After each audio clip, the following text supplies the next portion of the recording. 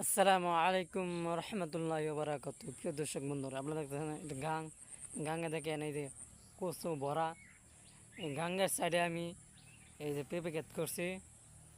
দেখেন পেঁপে ক্ষেত, এই শাহিওয়াল পেঁপে ক্ষেত। দেখেন শাহিওয়াল পেঁপে ক্ষেতের সাইজটা দেখেন, এই দেখেন পেঁপের সাইজটা। এবার পেঁপে মোটামুটি ফলন ভালোই, কিন্তু বৃষ্টির কারণে এবার পেঁপে দেখেন আমার 1 বছর পেঁপে ক্ষেত খাইছি পানির কারণে। আর এই দেখেন 7 থেকে 8 হাত তুলে আমার খেতে এই দেখেন খেতে উঠবে। এবার পানি বুঝি না, পানি বন্যা হইতে পারে নাকি না হইতে পারে। আল্লাহ তাআলা রহমত করলে পানি হবে না। দেখেন পেঁপের ক্ষেতটা তো আমরা দেখেছি।